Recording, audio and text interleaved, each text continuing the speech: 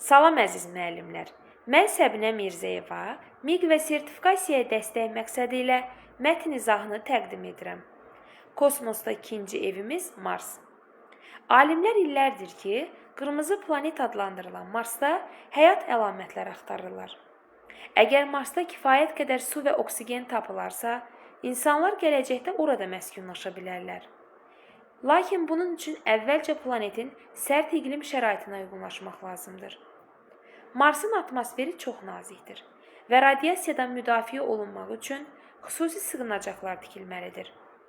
Mətnimizi qısa şəkildə təhlil edək.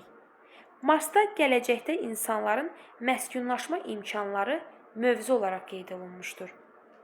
Marsda həyatın mümkün olması üçün bir neçə vacib şərt birlikdə təmin edilməlidir.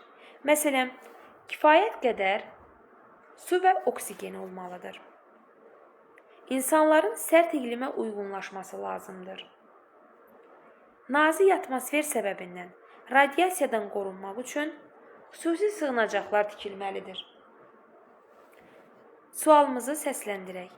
Əgər gələcəkdə Marsda kifayət qədər su və oksigen tapılarsa, lakin radiasiyadan qoruyan sığınacaqlar tikilməzsə, mətndəki məntiqə əsasən hansı nəticə çıxarıla bilər? Bizim doğru cavabımız B variantıdır. Su və oksigen daxil olsa da, sərt atmosfer və radiasiya insan yaşamına mane olacağı üçün məskunlaşma mümkün olmaz.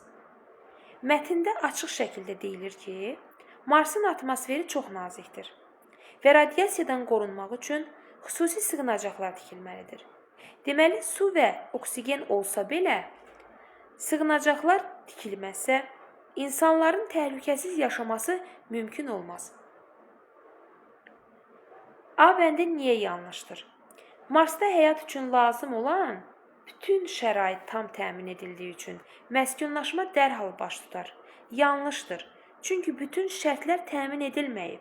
Məsələn, sığınacaqlar yoxdur. C bəndi.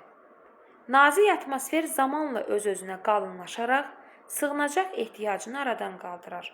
Yanlışdır. Çünki mətndə atmosferin öz-özünə qalınlaşacağı qeyd edilmir. C bəndini də çıxırıq. D bəndi. İnsanlar sığınacaq olmadan da planetin sərt iqliminə qısa müddətdə uyğunlaşarlar. Yanlışdır. Çünki mətndə sığınacaqsız uyğunlaşmanın mümkün olduğu deyilmir. Bu qədər. Onlayn dərslərimizə qoşulmaq istəyirsinizsə 050 505 1246 nömrəsi ilə əlaqə saxlaya bilərsiniz. Hələlik.